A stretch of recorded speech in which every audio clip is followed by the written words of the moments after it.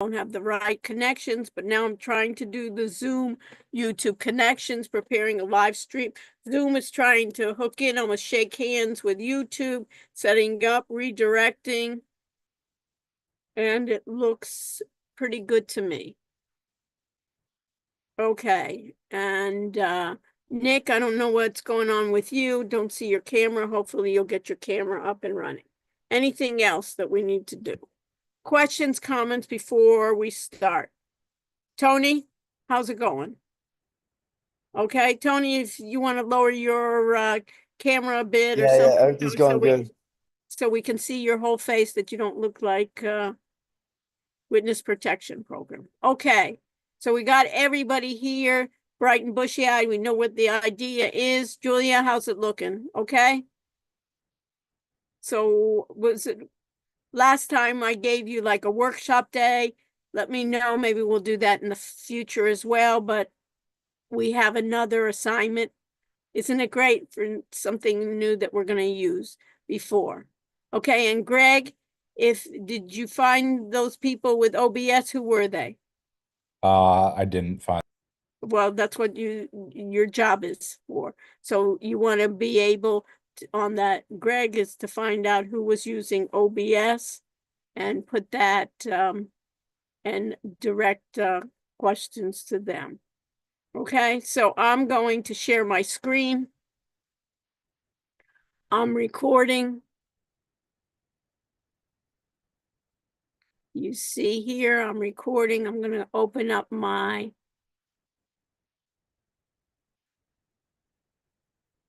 and we see here. You see here next to me, Greg, you're next to me. I'm in the corner here. We know that our YouTube live is streaming well.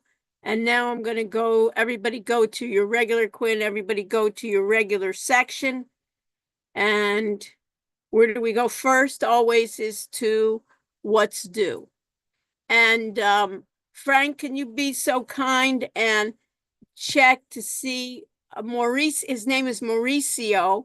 He's going to be joining around 7, our class. So if you can keep track of the participants, Frank, and let me know when he joins us, because we're really honored to have somebody take out of their long day to join us. Okay. I got it. Thank you so much. What's due? You see what's due? Everything we talked about data last time, data management. This week is on information security. So you have the readings in information security, you have the adaptive assignments in information security, and the quizzes you have in information security. Any questions on that? Quinn, it's standard, right? You got to do the readings for chapter 4, the adaptive assignment for chapter 4, and the quizzes. And the advantage for tonight is we have the guy who's in charge of security for our university, and let's be able to think about having to ask him questions. The next thing is we have an assignment. The next assignment, I call it Dynamic Voice AI Assignment. And that is right here. And then I go to the audit assignment instructions. You see that, Greg? To be able to figure out what do I need to do. If I look at it, this assignment will guide you through a dynamic Gen AI assistant to basically look at a research assistant. And you should record this. So what we're going to be doing is we're going to be taking the program called Google Notebook LM and creating a tutorial on how to use it. You got that, Greg? We're going to be creating it. You'll create that using Zoom, right? And you'll record it to the cloud using Zoom, and you'll recreate it as a tutorial. So Quinn, if you're recreating as a tutorial, you're going to be sharing your screen quite a bit to show other people an evaluation of how that works. That is a research assistant. What do we have on March 3rd, Tony? You know what's happening on March 3rd?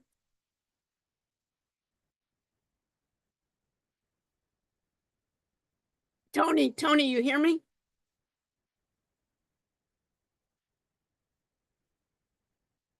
Does Tony hear me? So what do we have on March 3rd? Greg, what do we have on March 3rd? That our first exam First exam, and where is it? In at the, person, yeah. right? So it's not online, it's in person. So we have 5 chapters to that it will be covered. We need to use material in order to use Notebook LM. What I want to do is record the process of tutorial for others to follow using the course material as an example. Rather than taking any other material, let's use that material from chapter TG1, TG2, chapter 4, and chapter 5. Let's use that. And what the idea is, a bird with basically I can capture then is that you'll upload a PDF from the textbook chapter. You'll explore Notebook LM's interactive features by asking it 2 or 3 questions. You'll ask it to generate 5 multiple choice questions, and you'll record your session with Zoom to capture both screen and audio. You got that, Greg? So Quinn, what we're going to be able to do is before you start, the sample we used was chapter 1. So what I want is each person in the group use another chapter. So you see that, Quinn? So before you start the assignment, make an assignment that you'll take, for instance, chapter 4, somebody else take 5, the other person 2 or 1. If your group has 3 members, choose 1 per chapter. Optionally, to study, it'd be a good idea to do the entire one. So make sure that they handle a different chapter, each group member in a group. Use your Google account that you use for YouTube. You cannot use your university account. You need to use your Google account. And you have to access that Google MA. You have to go and create a new notebook. And then what you need to do is set up. I do it maybe, and then you can create it again. You can create the same chapter again. You can do it many times, but you want to record it as a tutorial. The only thing, and I'll show you here what it does, is it's amazing in a way, is you want to share your whole screen and interface clearly. You want to open up a PDF. We have the chapters and you want to save it as a PDF and make sure your audio is done, that you can make sure that it's on. So you'll upload your PDF. You'll use the features of Notebook LM. You'll copy the questions that you ask it to do. You'll deep dive and customize it. You'll do an interactive mode, and you'll wrap up and submit the group.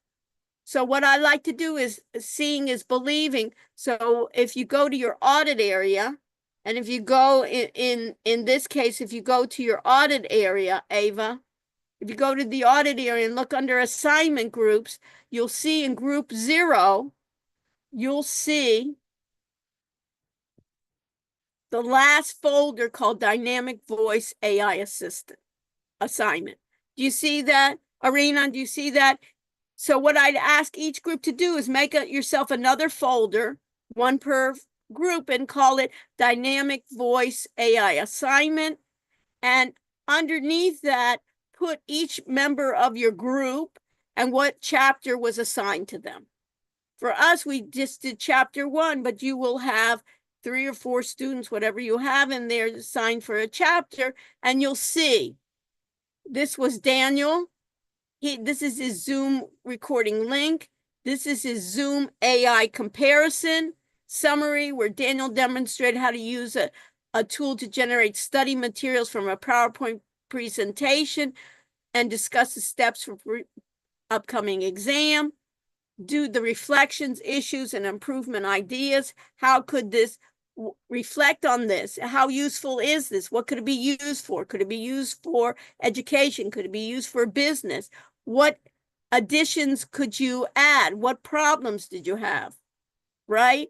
And then you ask it to make multiple choice questions with the key. So then paste in the multiple choice questions it gave you. If these are good multiple choice questions, we can use some of these multiple choice questions, Will, for the exam. You got it? That's the assignment. And then if I go to Notebook LM, so if I go to Notebook Google LM, these are my notebooks. But if I just looked at it, I'm just going to do Notebook. I could spell Notebook LM. Let me just take this out.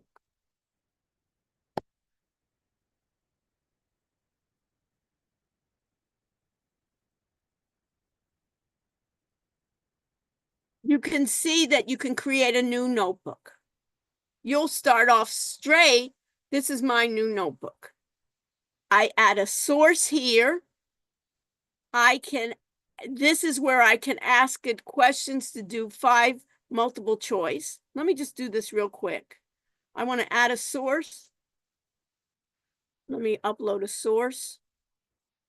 What do we have here? Downloads, chapter 4, let's say. Open. Did I add it? It's opening it as a PDF. I opened up the PTX and then I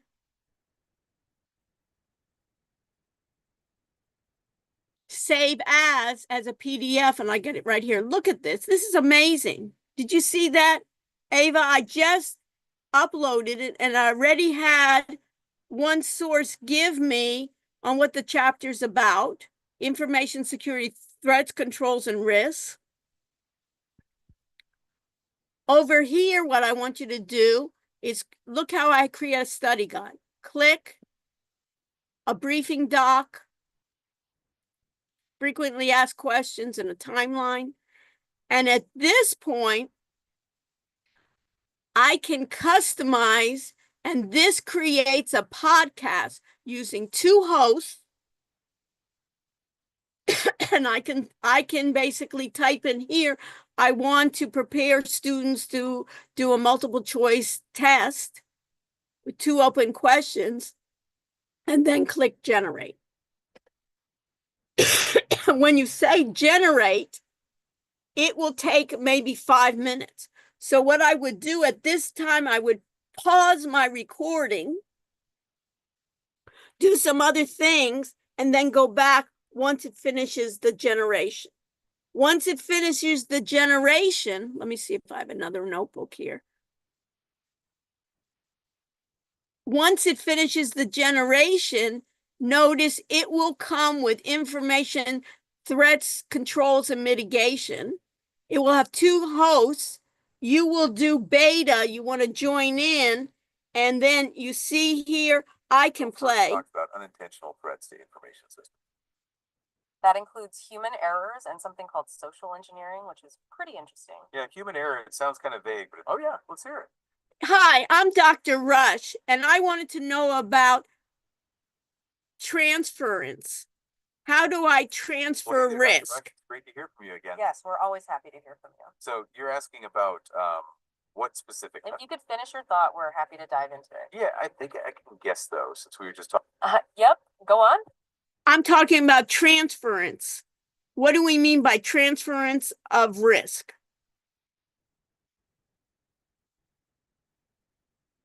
Okay, so you're still thinking about risk transference. Got it. That's great. It shows that you're engaging with the material. Yeah, and we want to make sure we're clear on this important idea. So when we talk about transferring risk, we're talking about shifting it to another party, right? Yeah, like we mentioned before, you're not eliminating the risk, just moving it. It's basically making someone else responsible for the potential loss. And this is one of the big 3 risk mitigation strategies that our source talks about. Exactly. We will cover risk acceptance and risk limitations soon as well. So let's say your company.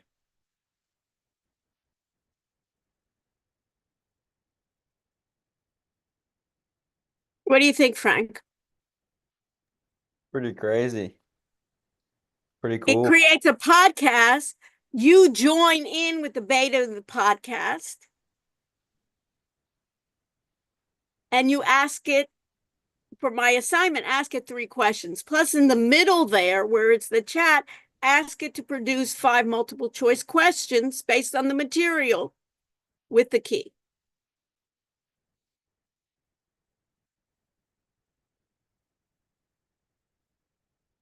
And record it. There's disadvantages to this system, but they're getting better. In December, you were not able to join. They've already upgraded it that you as a person can join in their conversation.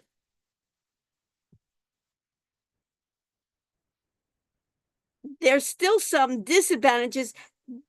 They give you a URL where you can share that podcast. You could put that podcast, let's say, in your website. That's what we'll be doing for our projects. Once we're going to be Gen AI consultants and we create a website, I'll have you do on your website, when it's done, use that URL to have Notebook LM or another program create a podcast for you. And you have that URL that you can share. We'll use some other ones, some other chat bots that we'll use. But I think this is, you see where it's going, how it's improving. There's still some disadvantages, but it doesn't record your voice along with its podcast. So that's why I want you to record how to use the program, but also record the podcast and record how you're interacting with the podcast. And just do it with Zoom, you know. You can even do, and Greg, if you're not sure that Zoom is doing it, in the background, you could use another screen recorder and have like double. Also, I'd like you to do is stream it live to YouTube. So you have another tutorial to do it. What do you think, Ava?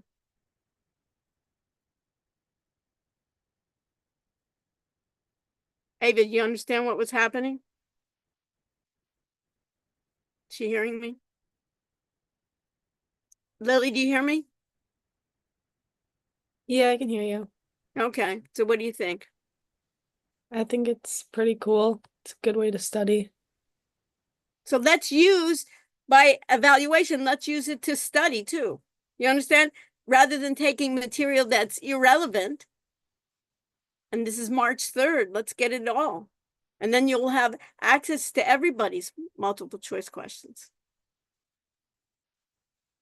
Mauricio, are you here? Does he hear us? I don't know. We'll see if he will come in and hear us. So what I'd say is Mauricio, hi. Hi, good afternoon. Good evening. Mauricio, we're here with an excellent class.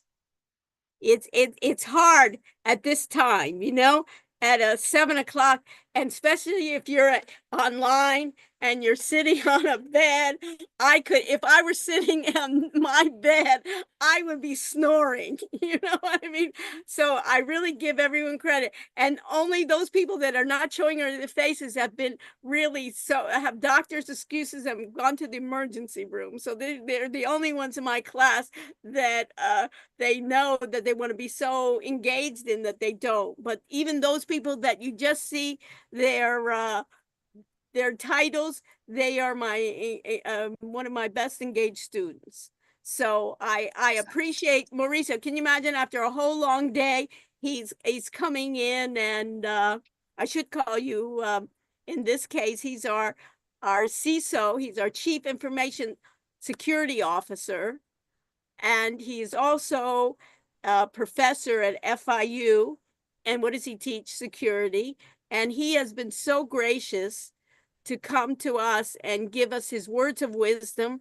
What we want to do it is as give us, I think, a way in which tips and tricks that we can be more secure, and also explain to us what are the real threats that are coming to our university, and why are we having these controls? I think our students are unaware of why they're having to do some of these controls, and I'll have them also join in and asking you questions. So I've set it up this way, and if you need to share your screen, you can share your screen, but I like it in the way that we're all together in one group rather than spotlighting. So I think everybody has the full involvement.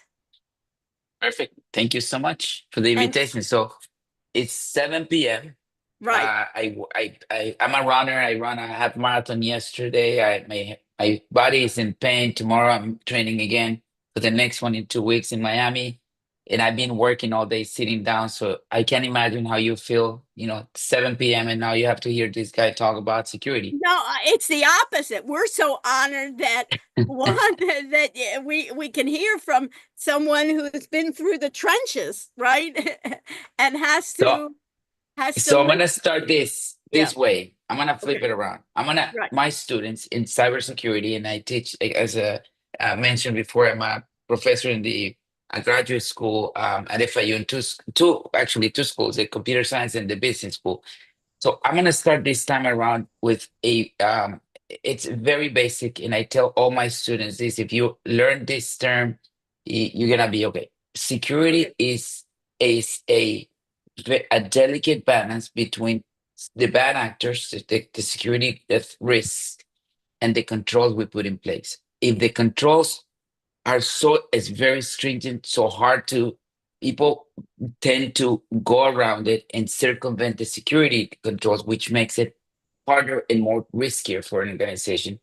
If the controls are so lax, then bad actors take advantage of the lax controls and come in and do whatever they do. So I'm going to start that way because tonight I decided we're going to talk about something dear and near to our day to day. And we all in the screens cannot live without devices. Your iPhone device. So I actually have two. So imagine if I have two devices I walk around with, and this is my life. So this is work, this is personal life. Nevertheless, security. So we're gonna talk about why it matters to us. And if you've probably been hearing a lot in your TikTok and Instagram, and you from time to time you get these people talking about, if you want to know how find out if people is dropping or checking your phone, do this. So tonight we're gonna start with that. Let's do an exercise so everybody's involved. If you have an iPhone, let's do an iPhone. You're gonna get your iPhone and you're gonna go as if you were gonna make a phone call. Okay, so everybody take out their phone. And now we're gonna do this. We're gonna do in this screen, you're gonna do star, pound, the number sign, number 2121, the pound sign again. And when you have that, you're gonna press the green button as if you were making a phone call. So it's star, pound, 21 pound. Yes. What is this telling us? If you didn't know this trick, this hack, it's important that we all know it. It tells us if your phone calls are being forwarded without your knowledge. I mean, maybe you know that you forward your phone calls, not me. It also shows you if your SMS texts are being forwarded somewhere. It also tells you if your call forwarding on all calls, any calls, anything that comes out of this device is being forwarded. If you see anything other than disable, it's time for you to think about, did I give somebody permission to do that, my phone, knowingly, or my phone is infected and now I have problems. So I want to set the stage. iPhone and Android. iPhone is being the leading in security and privacy. You see it everywhere you walk around, but it doesn't mean that Android is not as secure. iPhone is very stringent and Android is lax, but they both have the same capabilities. But one of the things that we as users need to understand is that bad actors are real. They're coming after us, our information, anything they can have their hands on. So always do not skip. Anytime you said there's a security update, push it. And you see that it's becoming the norm. Like every week, Apple is releasing one or another update. If you read the updates, every time there's an update, Apple does a good job in showing you maybe this is an AI, or this is something enhancing your phone, like the battery. This week's main update was the battery life, and I'm gonna tell you why. And then the second one is a security update. And as we go into this conversation, raise your hand, open your mic, ask questions, because this is, I want to make it interactive. Although I see that I tend to talk and you guys paying attention. I don't know if you're processing or if you're leaving the questions for some other day. If you see me in the hallways, if you see me in the hall or eating lunch, tap me, say hi, and ask me the question if that is more of your stuff. So also, one video I am going to, at the end of this conversation, I'm going to post some links, and one is a video of a reporter doing an interview with a bad actor who's spent 94 months in jail for, doing iPhone specific extortion. So it goes like this. He sees people in a bar. Usually he says, I like bars because young people from universities usually go to these bars, and I befriend them and I tell them I'm a rapper, and if you want to be in something in Instagram, you give me your information. And the trick goes, you hand off your phone or you walk away and leave your phone on that bar table, and that's what the problem starts. So one advice I give you, second advice, do not hand off your iPhone to anyone. As much as you want to, as much as you think they're friends or you just met them and, oh yeah, here it is. Because it takes 10 seconds. If you not see it and see the link, it's only about 20 minutes interview. It's gonna be some information that you're gonna need in not for you just day-to-day life. Maybe you're writing a paper, maybe you want to do something about it. So don't do it. Bad actors are always in that mode of trying to steal from us. The second thing, how many of you know what SIM swapping means? If you can do it, raise your hands. Yes, good. Frank, you know what that is. Wow. So SIM swapping is a technique that is not new. T-Mobile was the victim of it. All the T-Mobile users were really victimized. And the bad actors are trying to get your SIM card code. Like they call your carrier and say that they are you, get the carrier to give you access to the account, and then they take over the SIM. And maybe you're saying, what do you mean? My SIM is physical. There's two ways of doing it. Most phones today have an SIM, E-S-I-M, SIM. And that SIM card is where we store very sensitive information like passwords, like applications, like contacts. So be aware that the bad actors are using SIM swapping techniques. So sometimes without even you knowing, that's what the *21# is so important, is because you also want to know if somebody got a hold of your SIM card and maybe they're doing you think that nobody's has your phone or your data and maybe somebody else does without you knowing. And so they use that information to do a lot of fraud. Imposters, they go after your credit cards, your debit cards. So it's a big mess. So don't just be aware. And what you can do about it is you can put a security code, a PIN on your SIM card. So every time your phone restarts, you need to enter that SIM card. And a little thing is telling me here, your professor is even thinking, well, security and convenience. That's an inconvenience. Now, every time I set up my phone, I have to put the PIN. But you got to make it harder, very hard, for bad actors to access your phone and your data. Instead, if your phone gets lost or stolen, so put that password there. Don't forget the password. Excuse me. So this is what's called, in one sense, Mauricio, what I hear you saying is there's a lot of social engineering that somebody tries to befriend you, and then they can, once your defenses are down, they can get information from you, valuable information. And on the other side, I hear you talking about controls that either we have to put in ourselves or organization that we're a part of has to put in to make it at least more difficult, because we're never going to be 100% risk-free, that it will make it more difficult for someone to intrude and take information or take some other valuable information. Is that a good summary of what you're saying? Good summary. Risk is never gonna be zero. There's always a possibility and a And we're probability that trying to find the something, balance and that is between the actually delicate doing balance. doing our jobs where it's so restrictive versus being so lax that we're going to be, our data is going to be compromised. So basically, that's your goal then, is to find the right balance. Is that what your goal is? That's it. Is our My chief goal all the time information is security find that officer? balance. Yep.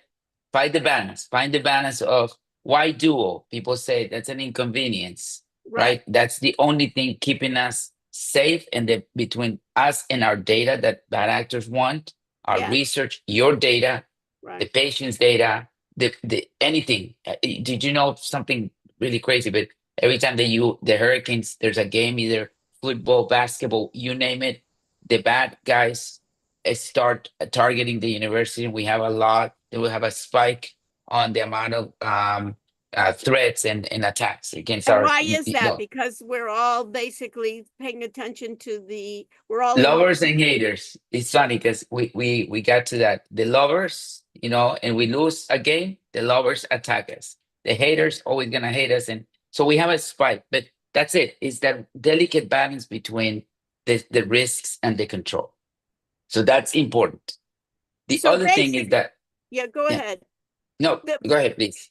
So I have students complaining all the time about Duo, that I'm in my browser, and I went to Blackboard one time, and now I want to go back to Blackboard again, and it's asking me for my PIN again. Shouldn't it have remembered that? What is Duo preventing? Perfect. What is it really preventing? Don't they have Duo, my password already? the Duo is prevent. Yeah, because we are using the same password probably in all our social media, in our personal lives, and as humans, it's easy. I don't want to remember another password. Let me reuse the password. So bad actors already know who you are, your emails, personal, school. And if you get a hold of that password, they have access to everything. So imagine if a bad actor has access to your personal life, to your grades, and that take that and post it in the internet, in the in the dark web, or start sending the information, which is what happens. So what we're trying to figure out and always is how to maintain that balance. So Duo, what it does is, even if the bad actor knows the password, and we see this every time, you just don't seamless to you. The bad actor is trying to reset your password. The bad actor is trying to access Canvas, and it's now they're so bold that they're now calling the help desk and saying, "Frank, I'm gonna pick on you. I'm Frank, and I'm a student, and I need to reset my password." So that's why Duo is giving us is that extra layer of security, because it's something that you have, something you know, and something you are. Meaning that's multi-factor authentication. Something you know is your password or a PIN. Something you have is a token or Duo, your Duo authentication app.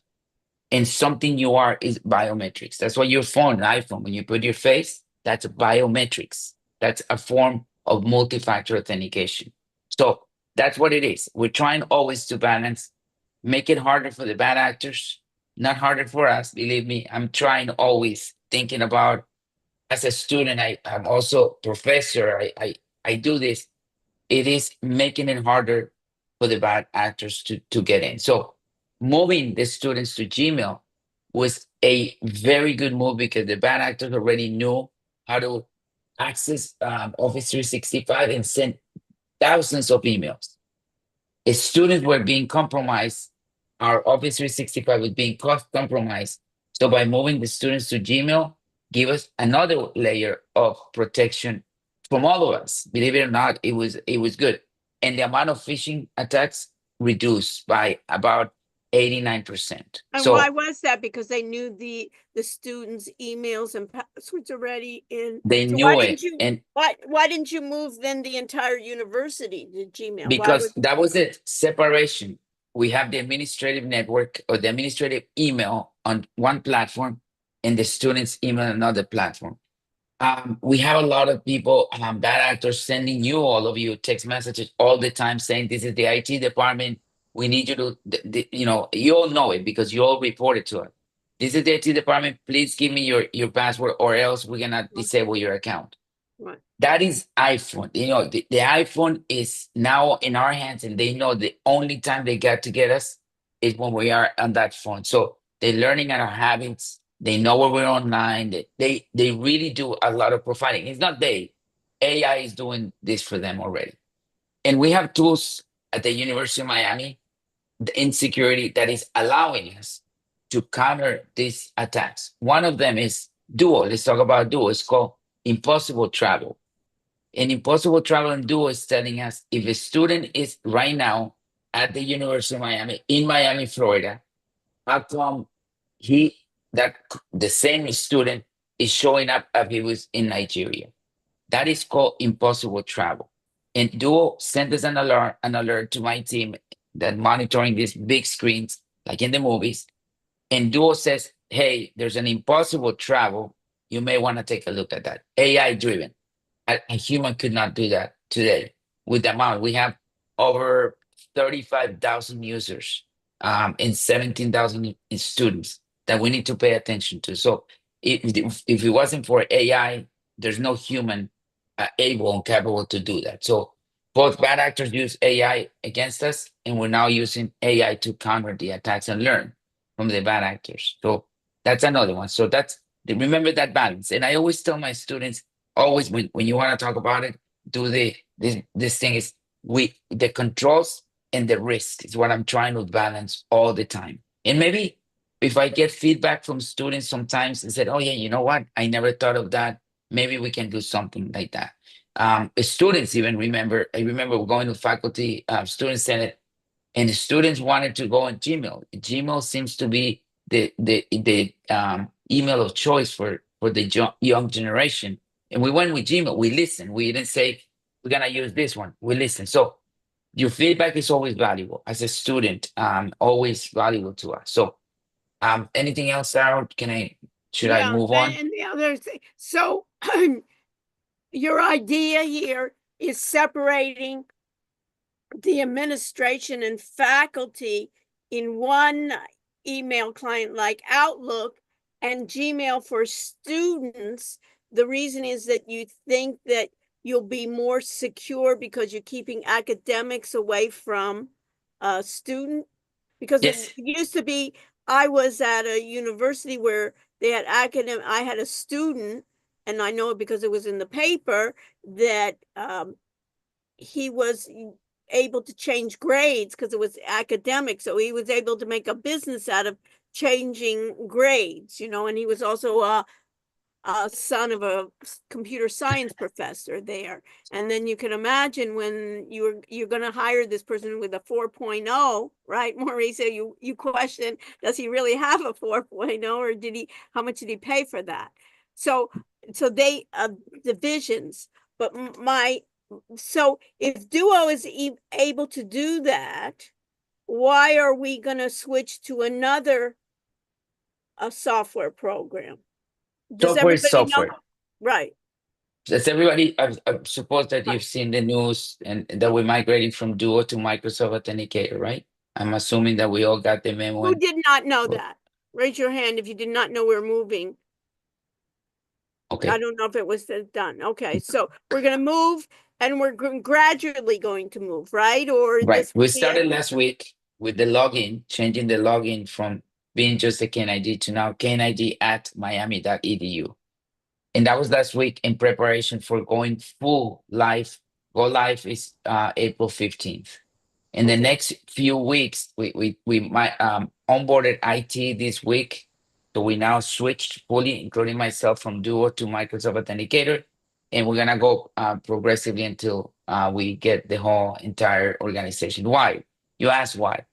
Yes, In this world of business, because you're in the business schools, right. sometimes companies are on top, and best in breed was Duo. 7 years ago, it was the best tool that was to do multi-factor authentication. And times change, and bad guys change their tactics, and bad guys also were able to infiltrate Duo a few times. So the tool of choice these days, the best in breed, is no longer Duo, because the company that owns Duo, it is a company called Cisco, multi-million-dollar company, Right. does not invest or stop investing in research and development to enhance the tool. So Duo fell from being one of the best tools, and now Microsoft rise to being one of the best tools And they they bought in another that. company to do that. Is that Entra, correct?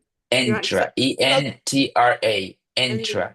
okay. So in order to make the connection between Microsoft and this and what we want to do, multi-factor authentication, Entra ID is the new tool that Microsoft purchased to make that migration and make it more secure. So we're getting more secure with going with Microsoft. So you also heard this week, I don't know if you noticed, the Duo was out for a few hours. Did did it I got a affect all of message you? on that. Yeah. So Duo was down, and we don't know the cause of the outage yet. Rumor has it that they were under attack from a bad actor group. So this is what is happening. It's evolving very fast. So it moving the organization to Microsoft Authenticator is that what's best for today's attacks, but what also is more convenient. Duo is complex. You have to open the app, you have to get that code, you have to put the code. In What do you Microsoft have to do? Authenticator, it's easy. You log in the screen, the screen is gonna tell you a number, give you a number. At the same time, Microsoft Authenticator app is opening for you without you doing anything, and it's a prompt saying enter the number on the screen. You enter the number, you authenticate your phone with your face, and you're in. You don't have to do anything else. It's super simple and quick. And can you opt out of using biometrics? Yes, you can, but that's you have a token. Sorry, can you show your token? Yeah. You can opt out to using biometrics, but you have to have one of those. I have to have one of those. So I can't Yes, just do, so I have to carry this all the time. So I all the cannot, time. so the way that it has more security is that it has my face. So I need, if we're going to be upgrading, I need a new token from you then. Is that a No, correct that statement? token it will be migrated with you. It'll So be automatically migrated. It will be yes, updated automatically. yeah. Okay. So I don't have, So you don't have to, you guys don't have to give me another one. for those of you who don't know what that is, that's Yeah. technology from the 1990s, and Right. it's proven that today is still the most secure because, as I said, if you remember what I said, multi-factor authentication means something you are, something you know, something you have. And that token is something you have. And nobody else can have that token but you, unless you have a fast finger and an ultrasonic rocket to go from here to Nigeria in 3 seconds. So that is why that token is still today the best tool against preventing unauthorized access. So, and so that's one of the reasons why always where you're sitting where I sit is always trying to do that. You've seen a lot of media on billboards from Apple saying your privacy matters. Your privacy matters. And Apple has taken it very serious about our privacy. So much so that when you have your apps on your phone, at any time you can go to settings and can go check, look for the privacy and security settings in your iPhone and also in Android, and it will tell you all the apps that you have, which apps you allow to have the microphone on, your camera on, and other features. You may not know that you choose to share your location at all times, like when I'm using the app one time or never. When you said when using the app, literally it means that your location is being captured. And in case you don't know and you never read, when you say yes to all, the cookies is one example. Yes to all. We need to go to that website, same as an iPhone, and you just click without reading and understanding. What we say yes to is that the company captures your data and they sell that data. An example, Waze and Google Maps. Do you know that they sell that data to your insurance companies? To show how So you're driving. driving habits.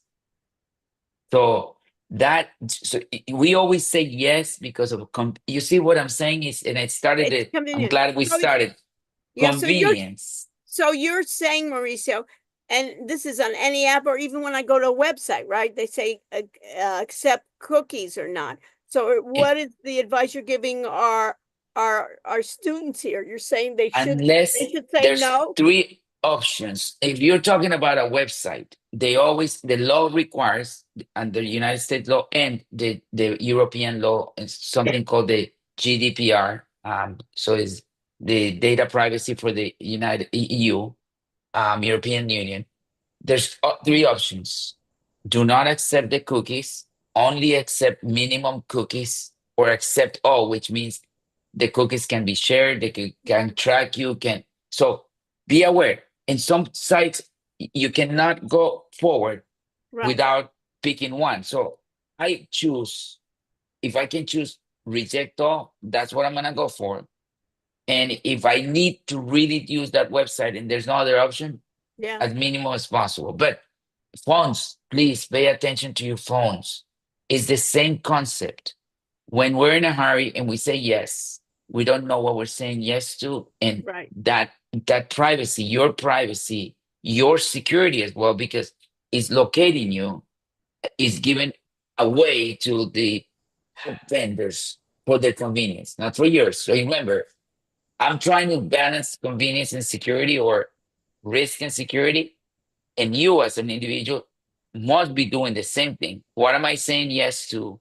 What am I saying no to? And what type of access am I allowing to this company? So very important.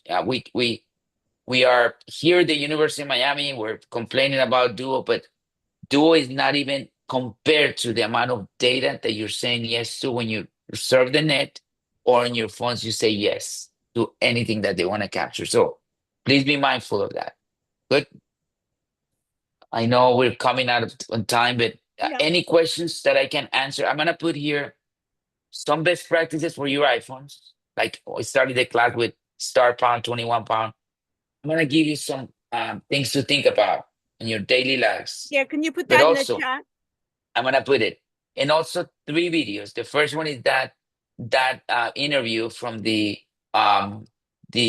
Wall Street Journal, and then the other ones are best practices for making sure you check your phone settings and do something about it. Meaning, please check your battery usage, because that's an indication that something is going on with your phone. And here it is. I Yeah. put 11. I'm gonna put the rest. Frank, can you be so kind, Frank? Copy that and then we can put it in our tech trends. What do you think, Frank? That'll be a good idea, you know? Yeah, just And copy here it it. is. Yeah, so we'll If copy it and we'll put it anything in our tonight, curriculum.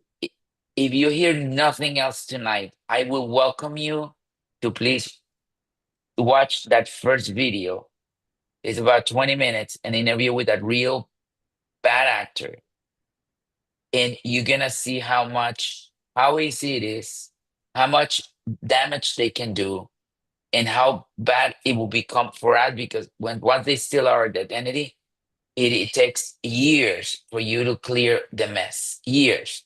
Picture this: when he's gonna say, "I clear your bank account," you're gonna go to the bank and say, "I didn't do that," and the bank can say, "Well, it's your phone. It came from your app. You authenticated."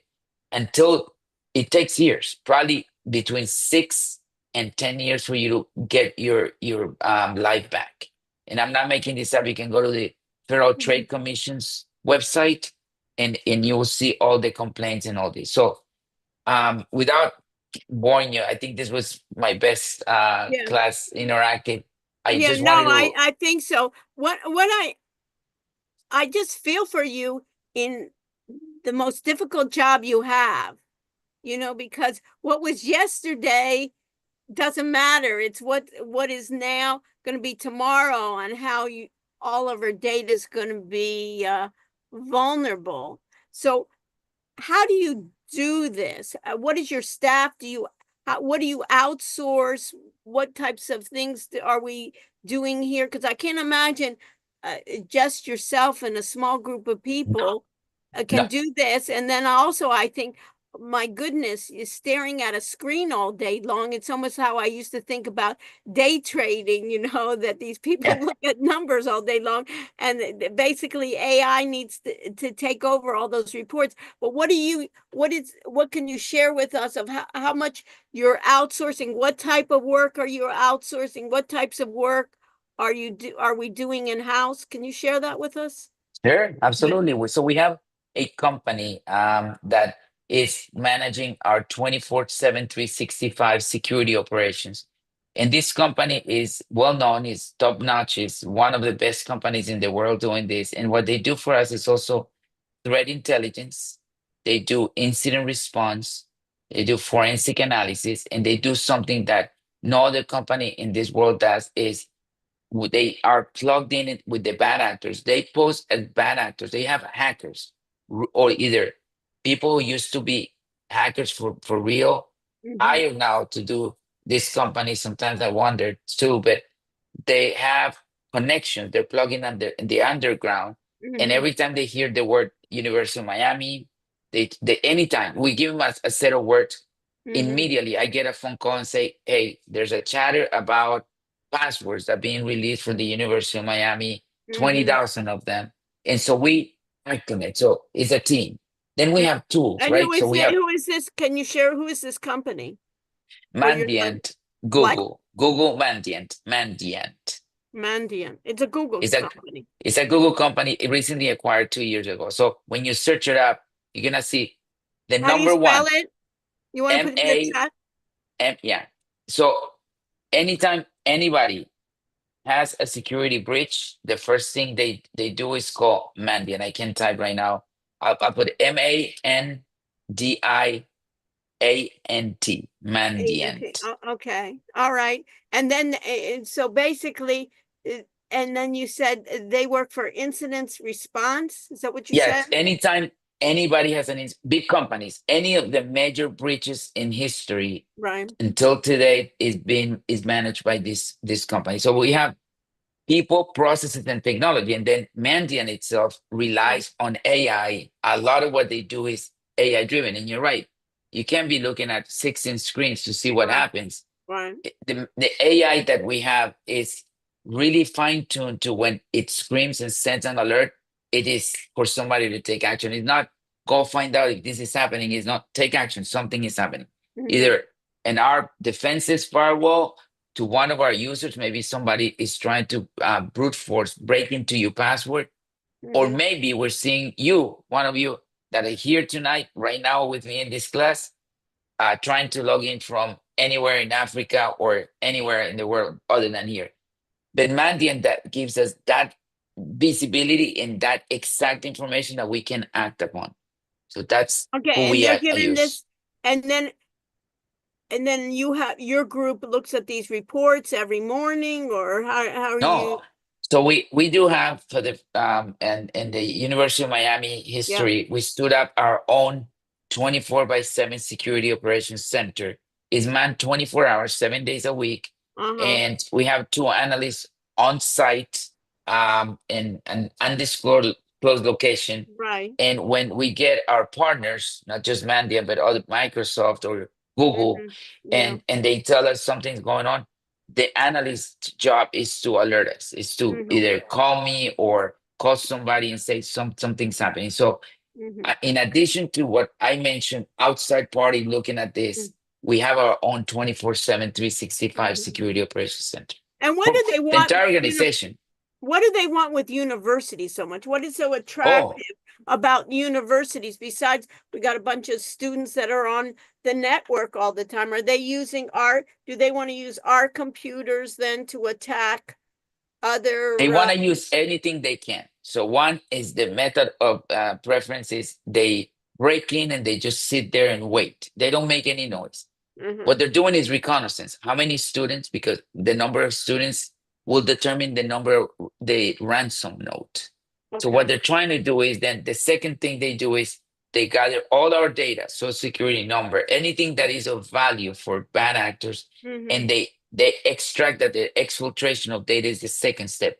That is something that in our department, on my team, one of those 16 screens, one is that data egress, data leaving, and that is hands-on and eyes on glass because the bad actors always do the same thing. What before in the ransomware attack is data exfiltration, and the number three, Zara, is who are you? What university are you? A tier of university? Are you known? Are you recognized? Their logo, and that's how they calculate the amount of ransom they're gonna ask for. It should in case And what do if we they're not. do when somebody basically shuts down one of our servers? What are your procedures Knock on wood, supposed to knock be? on wood. Nothing has happened in 4 No, years I've been here, but so you I can must have say. plans. So we have plans. We have What is your contingency plan plans. if, God forbid, tomorrow you wake up and the medical school or surgery says somebody's stopped there, my grandpa can't get his surgery tomorrow, or I can't get my left, go to orthopedics and get a knee replacement. Or the students can go to class with this because it's. I know we're talking about patient care, patient safety. Yeah, you know But I what, want to I'm make. saying, if my students don't mind if they don't go to school tomorrow, but Oh, yeah. I'm just telling you, but it's not life and You, death. you But I'm don't just you don't telling you. mind. Right. It will be all over the news Yeah, because no, the I know, students, but right? I'm just saying, what is you have, The plan. yeah, what is So your we have plan to get ransom? look, we have a plan, and we test it almost every week. So we have a primary data center that we work from, and I Mhm. have a backup data center, and then we have a tertiary data center. Right. So we test this in a weekly basis. We switch our Epic instance between those two data centers to make sure it's replicating and no So if missing data. they do that, and do you have, I've read about a lot of these hospitals that have been attacked, and usually hospitals are one of the first because they don't have enough security, is they have Bitcoin accounts that they say, hey, we got to be in business, we'll pay the ransom. Where on So that? that is taken care of by the insurance company. So Okay, we the have insurance, so transferring. cyber insurance. So we're transferring the risk to the insurance company. And at that moment, when we make the phone call and we say we're under attack, we've suffered, the insurance company takes over the negotiation, takes over everything else. Mhm. But I imagine with the insurance company, you have to show due diligence that you're abiding by best practices in order for them to insure you. Every year we go through what is called that. We go through a series of questionnaires and answers. And they're getting more stringent every time. Before is, do you have an antivirus? Yes, we do. Now is what your antivirus do? How often do you review the logs? So yes, we do have an attestation process, and then the insurance company determines the level of risk for the organization, and that's how it's done annually. We test our disaster recovery plans because we live in Miami, Florida, and we have hurricanes. We at least once annually we test them before hurricane season, so we're getting ready for that. Very soon we're gonna do a full disaster recovery, and that disaster recovery also helps us with ransomware. So it's not just the hurricane. What happens if it's anything that you can think of that you were down, we can recover the operation in a safely, in a quickly manner. Mm-hmm. And I guess you don't even have, what sometimes concerns me is we don't even know what we don't know. Right. In the way that you don't really know, is someone really on my computer basically trying to hack, and make it like an entire bot of a number of computers on the network ready to attack someone outside, and I'm not even aware they're using my computer. This is For why denial of service. I get a lot of complaints in my office because they're saying, why do I need to use a issued device? I really want to use mine. And the reason being is the security tools that we use to protect the organization and uncover these bad actors is by using one of our computers that are issued, that we know they have the security tools. So it's a lot of work that we put together for 4 years to get where we are. And you're right, Sarah. A lot of my peers not even halfway through and don't have the funding sometimes, or they don't have the manpower to do this. So it takes 20 years in the making, and the bad actors don't, they're taking advantage, whatever they can get. Uh-huh. So yeah, so what was the impetus for you to actually change? Did you feel like we were compromised with Duo, or you just were making this as preventive that you heard It's that they- preventive. but It's it's our not that we partners. were. No, You our felt like partners are telling us, and I see it. Look, one of the things that I say, we see bad actors now trying to reset your passwords. Everybody's in the screen, the doctor, the nurse, in order to get to Duo, because then they say, hey, Will or Frank, you're gonna receive a notification that your password was changed. Please send me that code that you're gonna receive on your text message. They know how we operate in the Duo world. They know the University of Miami very well. The bad actors do, and the bad actors. And so what we're trying to say is it's time to refresh, because they know the environment, they know how we operate, they know the tool, they know they know that you have to call the service desk, and now the bad actors are calling the service desk and trying to impersonate. So it is time. And it's always so often that you need to look at the technology and say, is this the right technology for the current risks and the current climate, and then change. Okay, well, thank you so much. Anything else that people want to Anything ask else? that I think that we can kind of think about, and I think it's interesting. What I would like to do, and I'll have Daniel, my lead teaching assistant, he's going to send out to you a list of our students, I guess their email addresses, right? Is that what you need in order Yes, the Kane for ID. us, the Kane ID, in order for us to see about, I think security awareness is essential. And then I'll give you feedback. I always think about it as reciprocal, that you come and give us, I want to come back and give you. It'd be interesting for our students to take that security awareness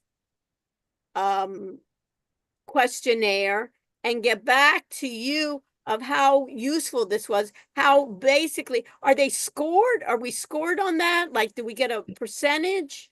No, we unfortunately is if you take it, good. If not, but that's a good recommendation. You know what I mean? Of scoring, what was Yeah. I was 70% or 60%. Wow. I didn't, this was a waste of my time because I knew all that, but Oh no, at the end 90%. it does. No, it does. It tells you responded 80 or 100. You need to pass with 80 or higher. So But I need you're to gonna pass, but I get that. think that, yeah, but I think that would be interesting feedback for you, that basically our students know it, but just don't practice it, or our students weren't even aware of it.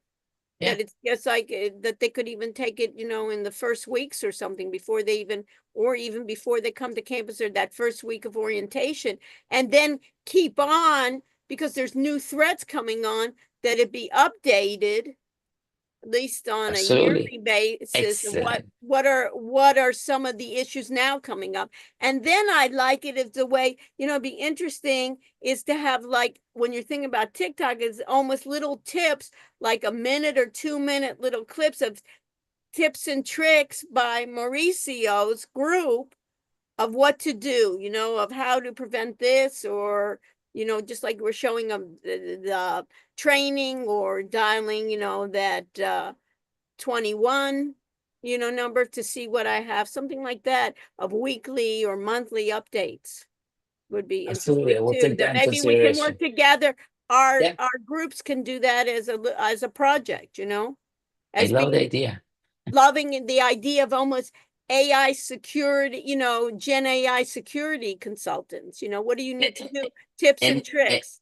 it's funny because I'm talking to the communication school of communication, and Right. having the students help us develop videos, training videos for the students. Because Yeah. sometimes we're too corporate, and maybe what we need is that. So it's not funny even you say that. Yeah, and make it humorous and make it, short and sweet, Yeah. but almost throw that out as as once a week, what are my tips and tricks, and get me active rather than telling me, rather than nobody wants to see more PowerPoints or anything, Yeah. but show me, hey, try this trick, Right. that I can do, or this tip that I can do. Oh, I didn't know I was supposed to do that. Okay, well, Perfect. Thank you for the Mauricio, I feedback. really, really commend you. Let me do a round of applause. Really, Thank thank you you. so Thank you much all. for And helping us, thank you understand it. all. We know our CISO and all the Yeah. work that I do. And all I can tell you is you need a raise, a big one, because you really have. I don't think they really appreciate it enough, until, disaster strikes, Yeah. that the CISOs are always put in, I work with them a number of times with different It's difficult. communities. Our It job really is is. difficult. And I Yeah. see them transferring. It's hard. You almost have to have therapy yourself in terms of being calm. I think that's why it's good you're marathon running. I'm a marathon runner and that's what No, I but I do. mean, I think So it's great. It reduces all that stress. It's good yeah. to get away from it all. And Okay. so for all the students, thank you. This means a lot to us too. So being Yeah. here tonight, as my job is hard, but I know we're committed to ensure that your data and your information and your continuity of education, it doesn't get impacted. So thank you for the opportunity. I hope Thank to see you. you sometime in the dining hall. If you Okay, see we'll me, see you on tap and camera. ask Okay. questions. Now they know who Thank you you. are. Thank you. Bless Thank you. you. Thank you. Bye. Bye. Ciao. Okay. So he left us. Now we know those are, and they kind of hide themselves. I think, I don't know, maybe on purpose. So that we won't have it. So what are your impressions? I don't know. Comments, what do you think, Quinn? I didn't realize just like how many different angles they had to cover to make sure we're secure. Yeah. And also, it's amazing to me. They just don't have to cover the Coral Gables campus, and they don't have to just cover the students, but they have to cover the faculty. They have to cover, we have Erasmus School. Are you familiar with what that is, Quinn? It's basically our marine science. And they go out on ship, on the boats. You see them on Biscayne. It's by Key Biscayne. They go on and do all their research is not in their office.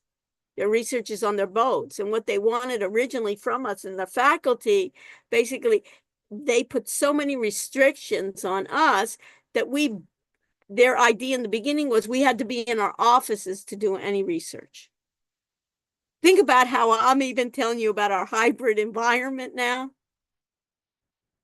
Outrageous. So it's that idea. That's what I get angry with a number of faculty do, is they put on so many restrictions that you can't do your job. So what do you want? What's a university for? It's not, it's for bringing, cutting edge research, right? Where do you do that? You do it out in the field. I had a fellow professor, he's from Iran. He went to visit his family and he got his account cut off. Why, Quinn? Because just like he said, the Yeah, because he travel, wasn't here. he wasn't here. And then Iran, you know what I mean? Iran, you know what I mean? It's like, hey, we're being attacked, nuclear weapons or something coming to us. So it becomes that idea and really AI really is going to change their whole business, because all the hackers are doing it. So all those reports and having people 24/7, sitting in front of those that he says in a remote location, undisclosed or something, to me is useless. What are they doing if they're at, Quinn, I put you at the 12 o'clock shift. What do you think? It's here, even my students are falling asleep. Can you imagine if your job was, you couldn't even help it, you're dozing off, you know what I mean? So that is AI has to take that upon itself, a lot of this. And also it's a lot of smoke and mirrors. I work with a lot of these security companies from all over the world. And what is difficult for me is really to find, they all the most secure and will we can find, in your emails, all these hackers and stuff. And then the bottom line is they're spending, all these corporations are spending millions and millions of dollars. And what do you hear in the news? That somebody was hacked here, somebody was hacked there. So it's really hard to get beyond this. So even in their sense that they're moving from Duo to Microsoft, I don't know why. It's the reason, but we're moving. And then they're doing the face recognition. I don't want face recognition. Do I have to do that? Biometrics. So it's really it's a tough business. And the average stay, I didn't want to mention this, the average stay, I think, of a CISO guy, and usually they're women too in the field, is maybe 3 years, 4 years, 2 years. There's not a longevity. I think he's been here, what did he say, up to 4 years or something. But we don't switch presidents so often. We don't switch provosts so often. We don't switch faculty so often. But if I told you, or CFOs, but look around, what is the average stay of CISOs? It's quite high. And usually when they get hacked, then they just moved to another company. So it's a difficult job, but we'll see. Those are my comments to him, but I appreciate it. Isn't that nice? He came to my last cousin, coming here graciously, coming to say his side of the story. Okay, so everybody understand, and then this is the idea of the chapter of security, right? I got risks, I need to do controls, and at least when you see him, it's basically we're transferring it to insurance and let them take care of. They don't tell us that they probably have some crypto fund somewhere when the ransomware comes, to which a number of companies, and they don't. When they're hacked, no company loves to advertise it. Sometimes in California, it because they have they're stricter in those rules. So in California, you'll see if our data gets to account in California, that's when we know that our data's been compromised. But Florida, I'm sure, has much looser restrictions on what needs to be reported. Anything else? So everybody understand what's going on? Irina, you got what the idea is? I think it's an excellent, in my opinion, an excellent next project to do, because we're studying for the exam, right? It'll give us, the AI will give us something useful. Maybe, we'll see. And that's what I'd like you to think about. Okay, so I'll see everybody on Wednesday. Let me do attendance. You can see here, right, that I got my 2 hosts, right? You see here, you see this, by the way, everybody see my screen? You see this is where my podcast gets produced, and you see here interactive mode, and you see here I can do study guide briefing. What are the key factors they tell me? And here, right here, I go beta. Noted they call it beta. And then I have right here, I can join in and ask questions. It's kind of interesting. That's available. So let's see here. Let me go to attendance. Let's see a code here. Check in. Start check-in. 9967. So once you check in, let me know if somebody can put that in the chat. 9967, in case somebody doesn't see that. One of my moderators, if you can be so kind and do that. Otherwise, I'll see you on Wednesday. We'll get together. We'll see where we proceed. And then next week, we'll start reviewing. We'll talk about open-ended questions, and we'll see how we do. Okay? 9967. I'm going to stop sharing.